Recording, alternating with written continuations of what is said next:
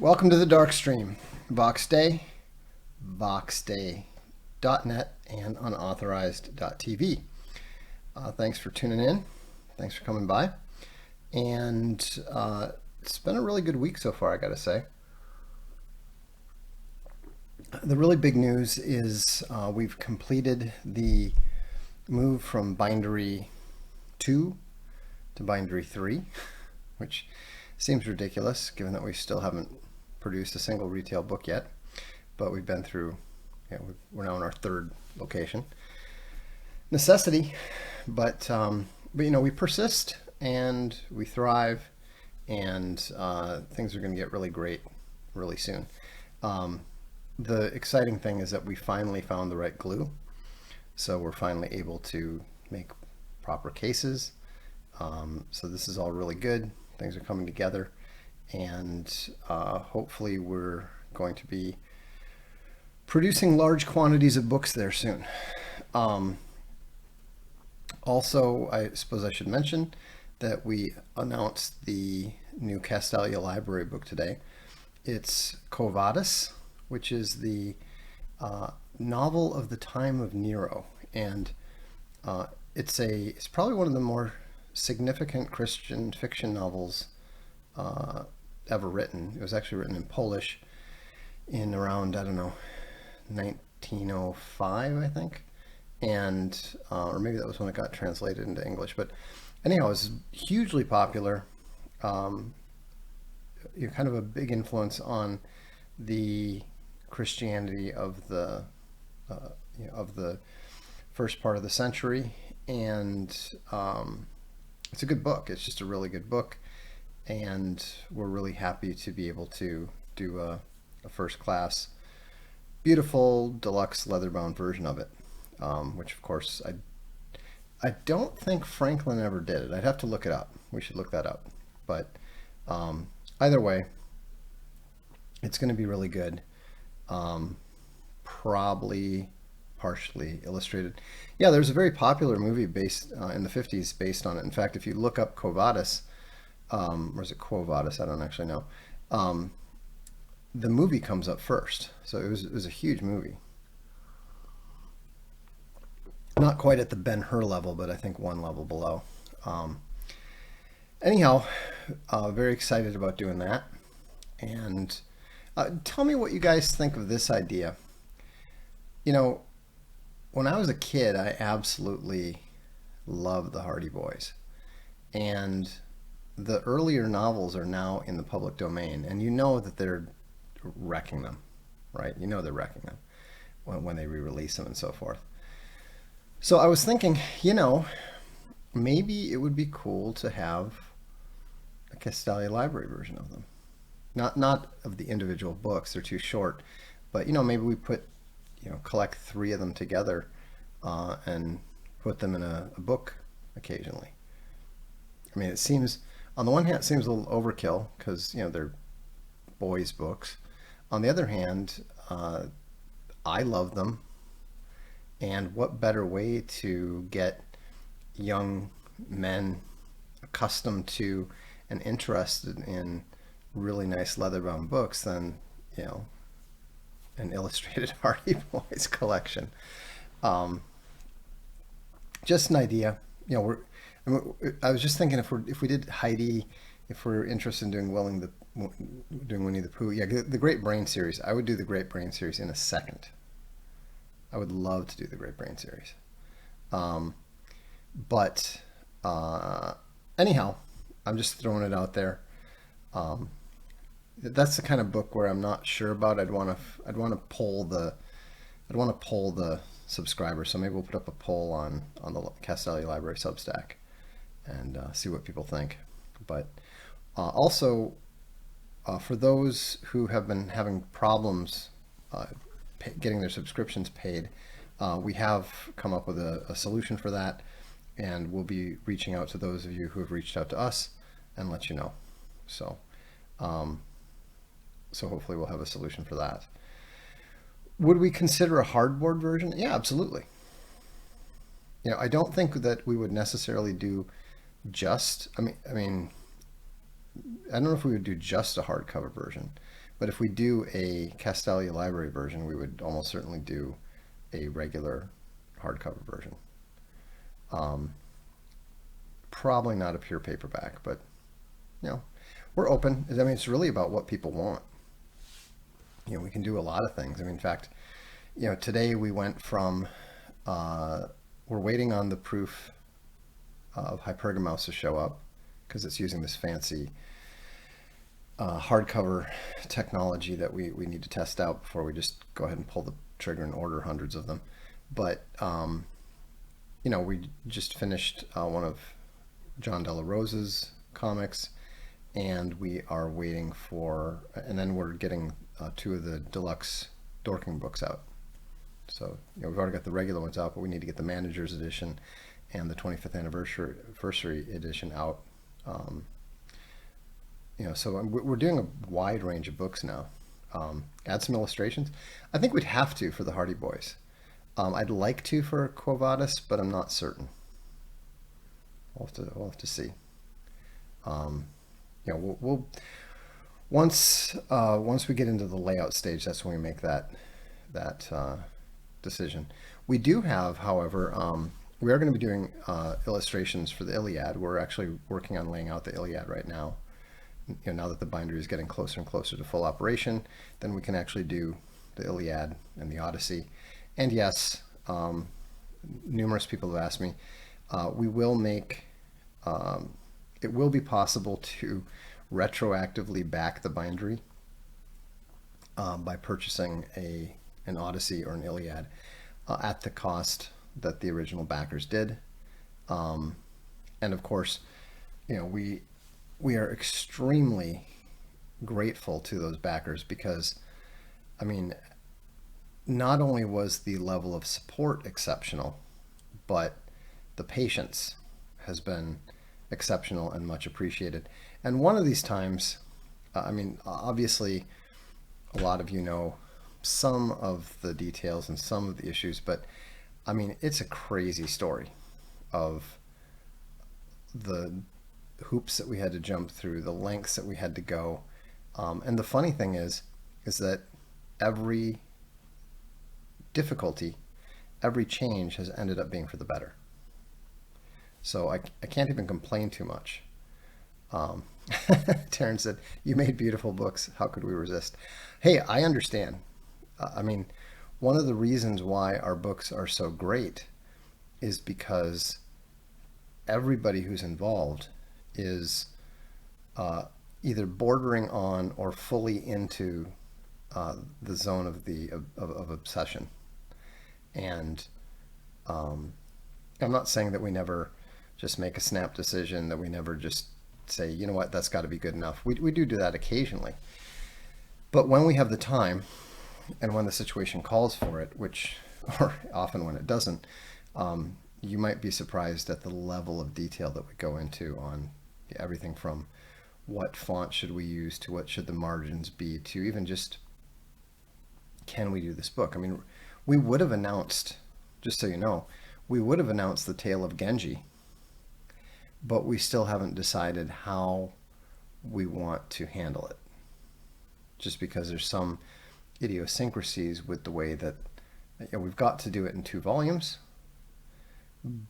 but where should the break point be? And that conversation is still ongoing. You know, you often hear me present the you hear me present the unified voice of Castalia, but believe me, behind the scenes, there are multiple voices at work, and I do not always get my way. So, Ironic Keyboard says, I can't bring them to the coffee shop anymore. I keep having strangers asking about them. That's good.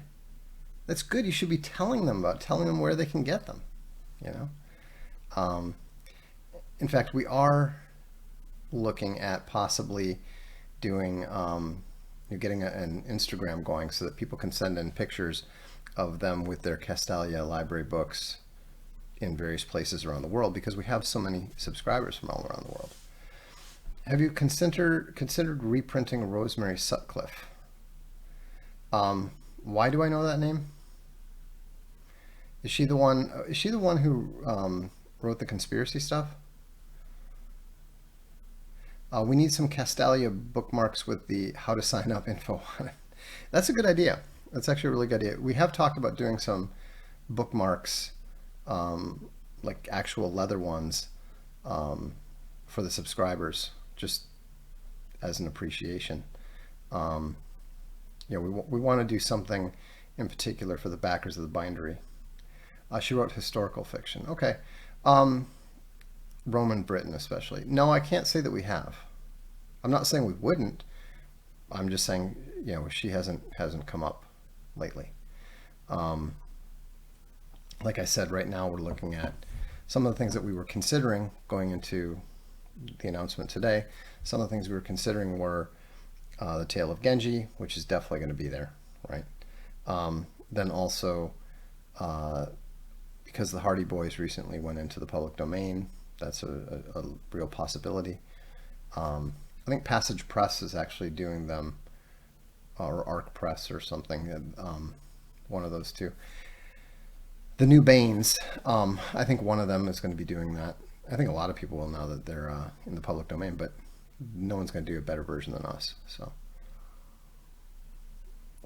anyhow, what I wanted to talk about tonight, and I will talk about tonight, is the God Emperor's speech. And it was supposed to be a big deal yesterday.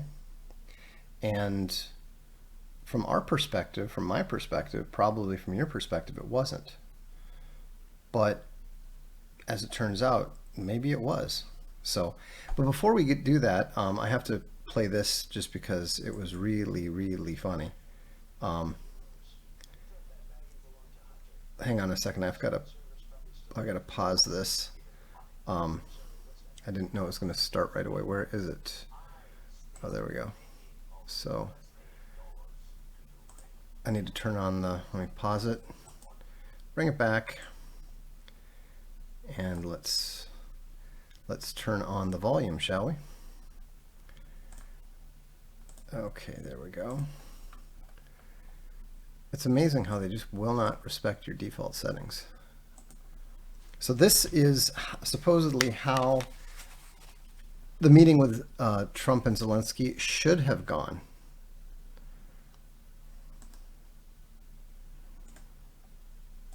That was yours. We thought that baggie belonged to Hunter. I think the Secret Service probably still has it somewhere. I have been stealing the money. I'm sorry, what's that now? I must to speak honestly. I steal many of USA dollars to Ukraine. Millions. Some dollars for some oligarchs also, some for American bureaucrats also. Well, we know that, but why are you telling me this? Because, Mr. Trump, if you end war, we cannot steal any more money. We must continue war. No, the war must end. Your people are dying, Zelensky. They're dying. But I want to steal more money. What do you want? Fellatio, I can do it. No, I don't want fellatio. No. Are you sure? I did for Biden. Okay, that is what we call oversharing. Look, there's nothing you have that I want. You're not going to convince me to keep this war going. You don't have the cards. I not play cards. No, I know you're not literally playing cards. It's a metaphor. It's like I'm playing 4D chess and you're playing checkers. No, I not play checkers. There is no checkerboard, you see. Okay, let's try this. I am in the driver's seat, okay? Do you understand that expression? No, but we are not in car. No, you're right. You're right. We're not in a car. That's true. Listen, Mr. Trump, I am actor/comedian. I crave attention. Since start of war, I get worshipped by presidents. I'm worshipped by Hollywood. If war ends, no more attention, no more worship. With all due respect, Mr. Trump, this war must last forever. I tell you what, if you agree to end this war, we will do a remake of Friends, and you can play Ukrainian Chandler Bing. How does that sound? Oh, I love the Friends. This is favorite show of me. I am such a Monica. Fantastic. Okay, so let's sign the thing, and then I'll go show you the room where Bill Clinton and Monica Lewinsky did it. Oh yes, this is funny because I just say I'm such a Monica. Maybe we will go in a room and you can be Bill Clinton and I will be Monica. Yes? You know what? Forget the room. Let's just sign the document. Does anyone have a pen? Phil? Where's Phil? I need a pen. Somebody give me a damn pen. Mr. Reagan.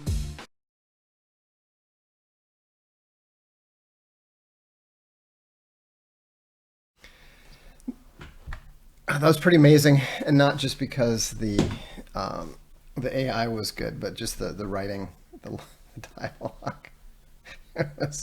It was excellent. Also, if you're interested in reading my take on that, on that meeting, you can find it on Sigma Game.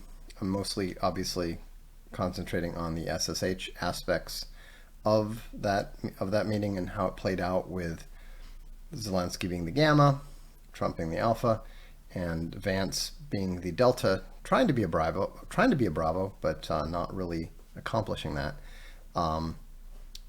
And I have a follow-up to that actually posted today on Sigma Game, which, by the way, is now past 6,000 subscribers. So thanks to all of you who are subscribing to that now. And it was really interesting because I felt that Vance did exactly the same thing that he did before. He did exactly the same thing that we were talking about in the meeting. You know, he comes out and he says something perfectly reasonable. You know, says there's no security agreement that a European country sending 20,000 troops, a country that hasn't seen any war, hasn't fought any war for 40 years, which means he's obviously talking about Great Britain, right? 40 years ago is the Falklands. Okay, technically it's like 43 years ago, but you know, close enough.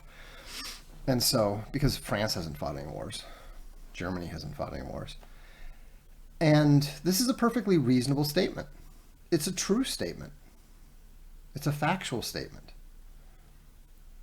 But the media, of course, does what the media does what gammas do, does what women do, and it applies a negative interpretation of what was said and then uses it to turn it into something to criticize.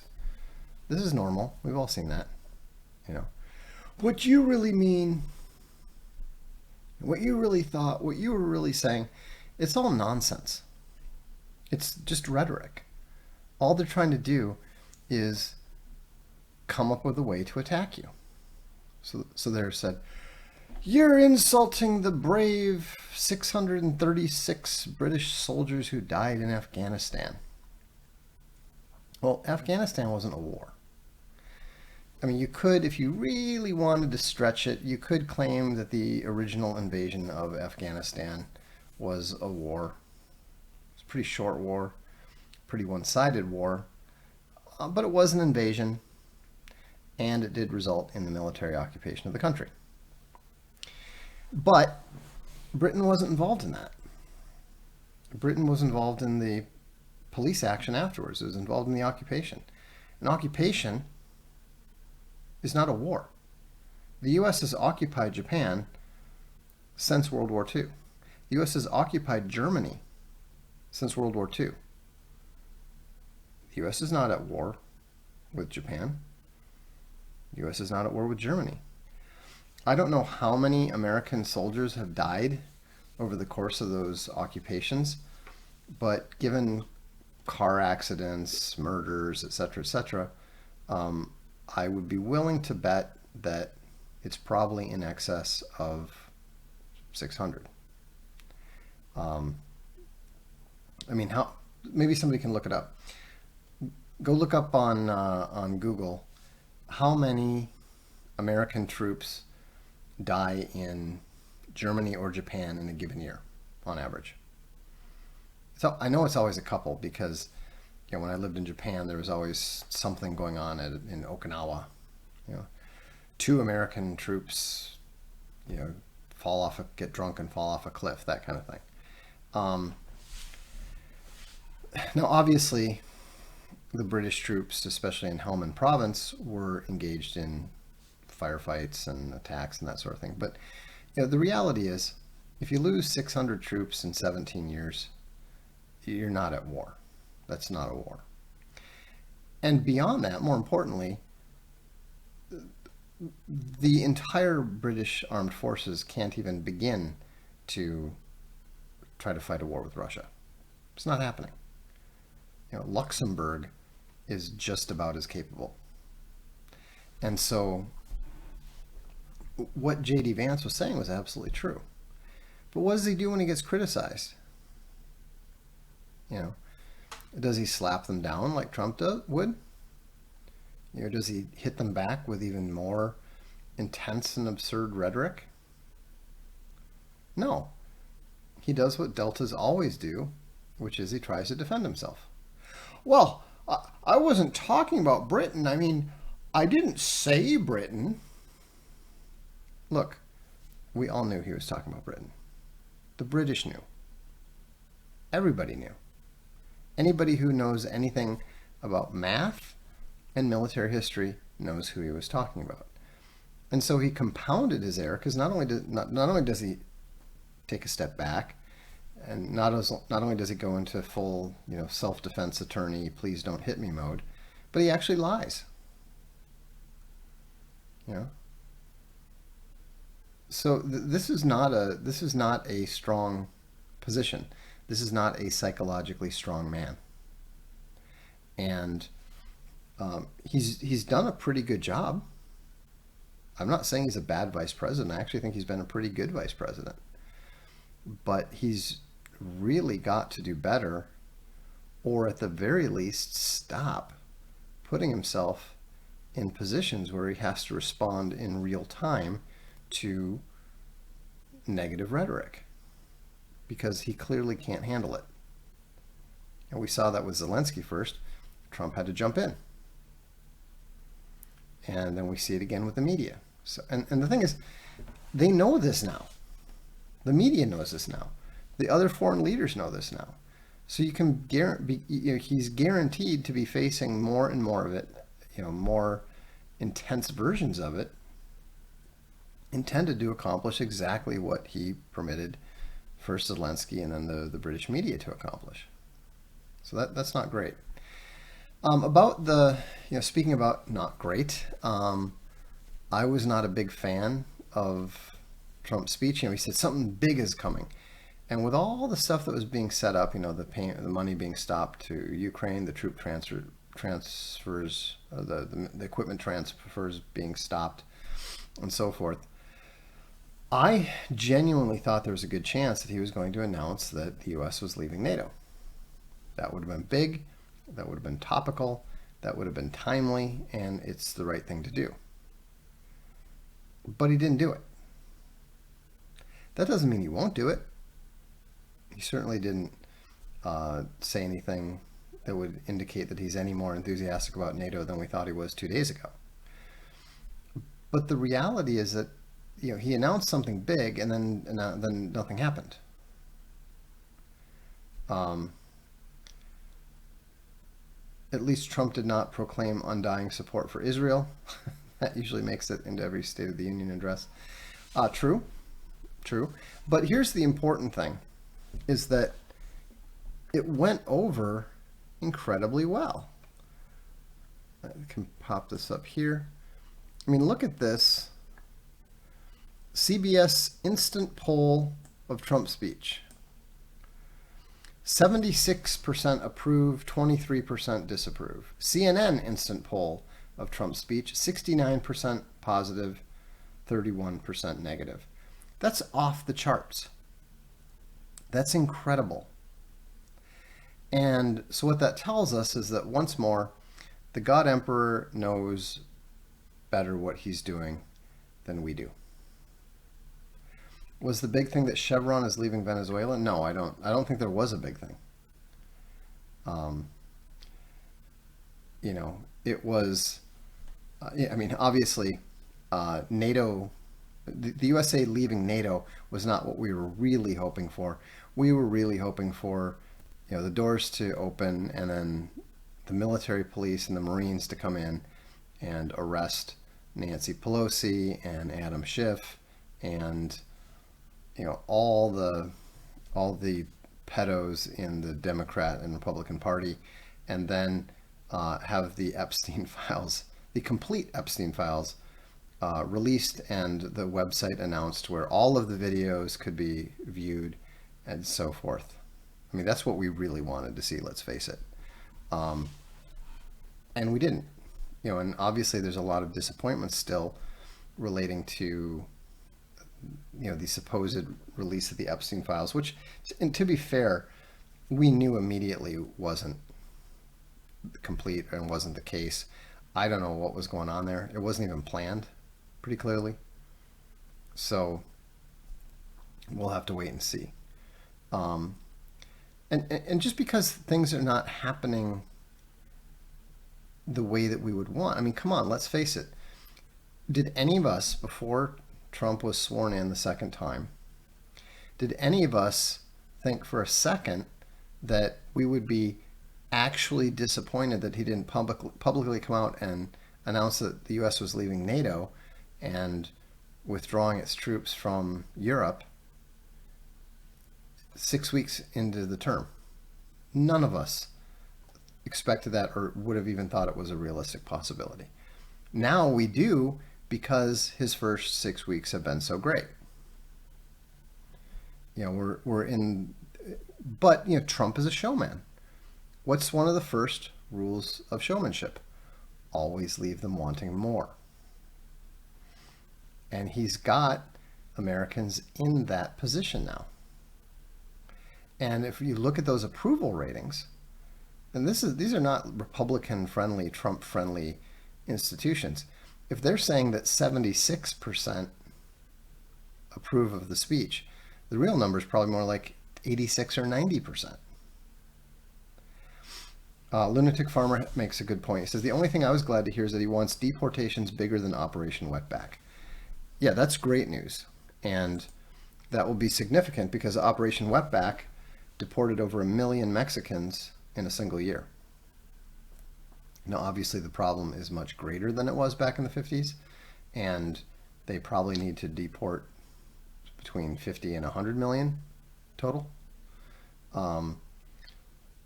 If they want to actually restore the American demographics,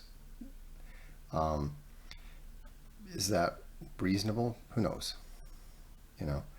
But the one thing that's very clear is he's not quite as aggressively civic nationalist as he used to be. He doesn't have the same faith in the power of the magic dirt and the magic paper that he used to. And the other thing that is obvious too is that because of the way that he's been aggressively opposing the incredible amount of bloodshed in Ukraine, the way that he's been opposing the ruthlessness of the cartels in Mexico, and the way that he's been opposing the sex trafficking, it's very, very difficult for the media or the Democrats to make any hay accusing him of being cruel. I mean, here he's actively working hard to stop all these terrible things, to stop the fentanyl. I mean, my brother is a casualty of the importation of fentanyl. That's what killed him. It was fentanyl-laced cocaine. And that's what kills a lot of people, is because they take an illegal drug, but it's not what they think they're taking. And fentanyl is very dangerous, and drug dealers cut it. Boom, and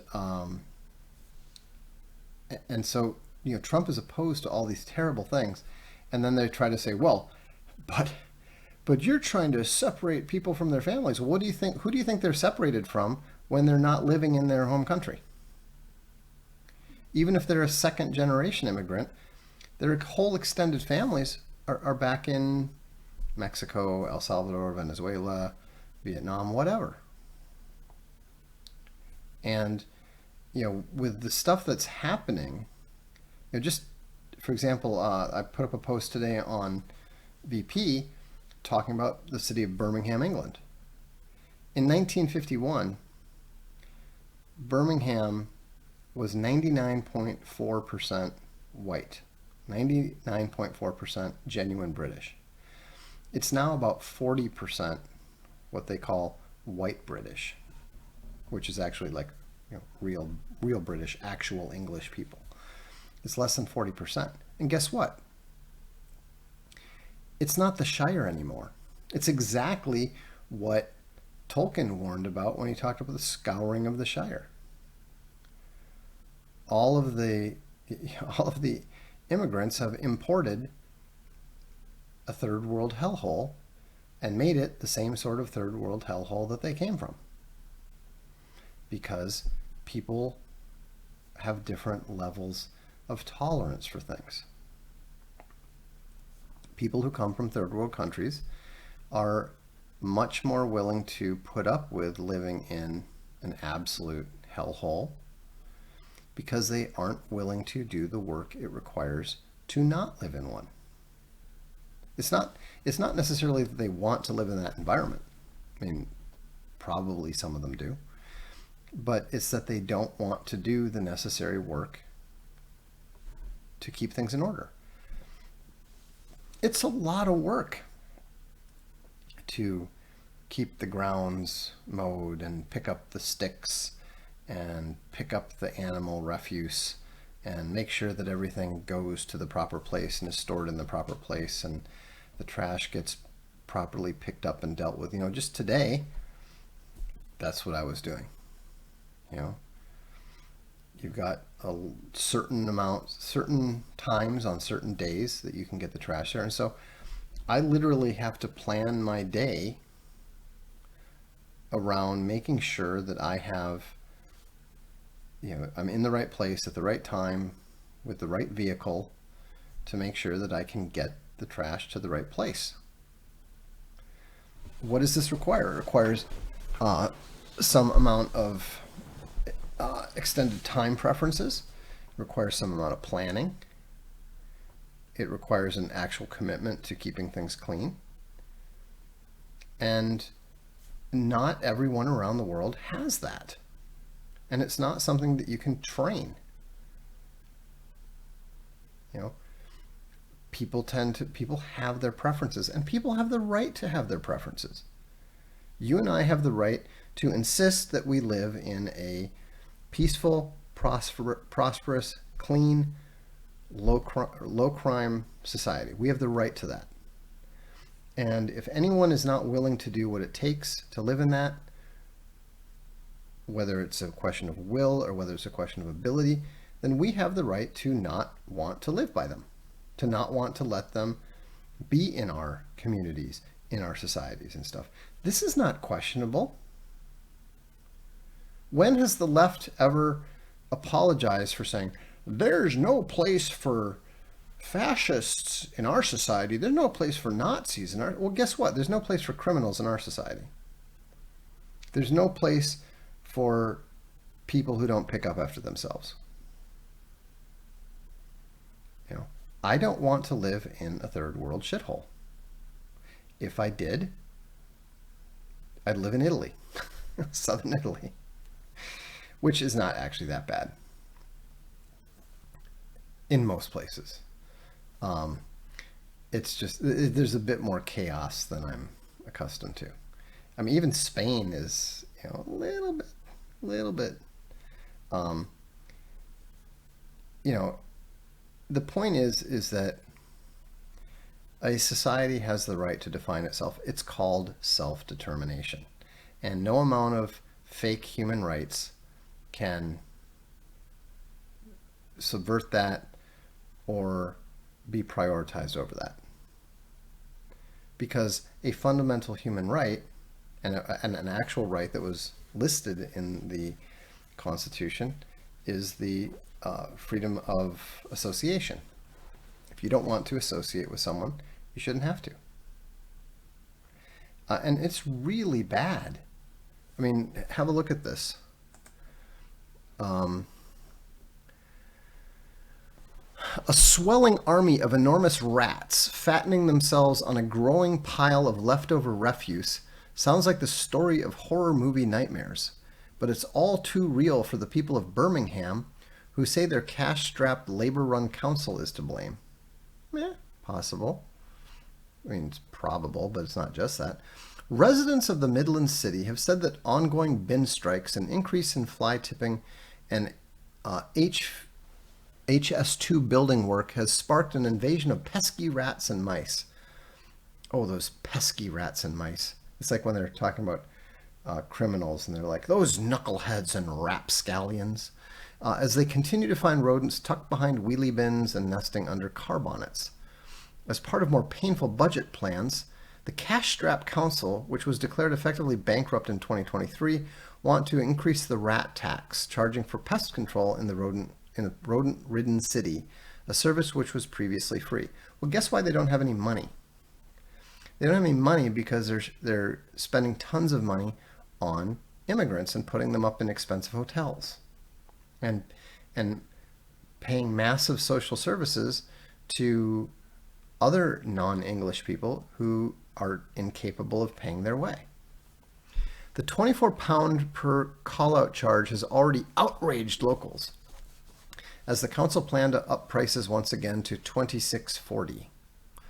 Rebel councillor Sam Forsyth has since slammed the Labour-run council, telling Birmingham Live she had no choice but to vote against their budget proposals as an increased rat tax would hit the city's poorest the hardest. Guess who the city's poorest are? Right.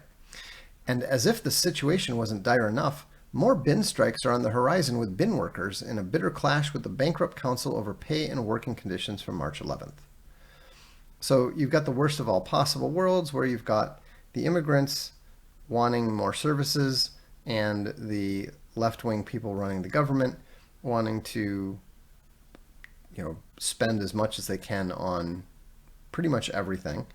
I mean, it's just a downward spiral. There's no way out of it. There's a way out of it, but not one that government is going to solve. It comes shortly after weeks of bin chaos in the city, as mountains of rubbish began to overflow on the streets and outside of homes, as bin men took to the picket lines for several days in January and February. And as the dirty vermin continue to make Birmingham their playground, locals have given insight to the skin-crawling scenes in their daily lives as they continue to frequently come face-to-face with the pests. Yeah, and guess what comes next? Oh, I don't know. Plague. I mean, they've literally turned Birmingham was not exactly one of the, shining examples of Christendom or anything. It's an industrial city and so forth, but it wasn't a third world hellhole. Now imagine how bad it's going to get when that 40% white British drops to 20%. That's when things are already breaking down. The institutions and organizations are already failing, and so it's only going to get worse until it gets better. How does it get better? By repatriations on a scale larger than Operation Wetback. I mean, Britain is the situation is not as severe. They've got about 11.5 million non-English people there versus the US, where it's more like 60 to 100 million. So anyhow, the nice thing is that the Overton window has been blown apart. Everything's on the table, and with the God Emperor 2.0 governing much more in the mode of a Xi or a Putin, and actively fighting the corruption of the deep state, and actively rooting it out, there's hope. It's not a sure thing. There's still probably the majority of people are still more concerned about being called an unpleasant name than they are in salvaging their society. And that's still a problem. But the good thing is that the young people are stronger and more forthright than we are. They're less afraid of being called, Nazis and racists and bigots and all that sort of thing. They just don't care, And that actually is where J.D. Vance was very good. Well, the most important thing that J.D. Vance has said so far wasn't his speech to the European leaders or anything like that. It was when he set the example when the reporter was trying to, throw the rhetorical sad story at him and, oh, but, families will be separated and this and that. And he just said, I don't care, Margaret. I don't care, Margaret. That's what we need to say every single time somebody tries to pull out that racist, bigoted, civic nationalist nonsense rhetoric. And it's coming more and more to the front. You look at the female comedian who's actually quite funny. What's her name? Leonarda. I think she's Albanian. I thought she was Italian, but she's actually Albanian. And she goes as hard as Big Bear does, maybe harder, and just as openly. And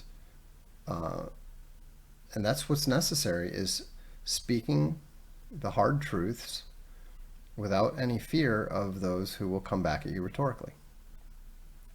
And that's the big lesson of J.D. Vance and his recent mistakes, is when they come at you with rhetoric, don't back down. I don't really care, Margaret. I don't. You shouldn't. Nobody should. Because that caring is the road to the third world hellhole. For your society that you don't want to live in and you don't want your kids to live in. The boomers were wrong. The civil rights activists were wrong. All that 60s and 70s bullshit was flat out wrong. And the sooner that everybody can admit that, the better. So, all right, well, that's all I've got. Tomorrow, in case you're interested, my album, The Only Skull, comes out. 10 songs from Soul Sigma. And I think what we might do on Friday night is have a listening party. And, maybe we'll just listen to the whole album, see what you think. That's the whole album's about, 46 minutes. So that's about the right size for a stream. Obviously not going to appeal to everybody, but, if you want to come by and check it out, and, you can listen to it for free on Spotify, YouTube, etc., etc. But thanks very much to the 40, count them, 40 backers who made it all possible. So that's all I've got for tonight. I'm Vox Day, and this is the Darkstream.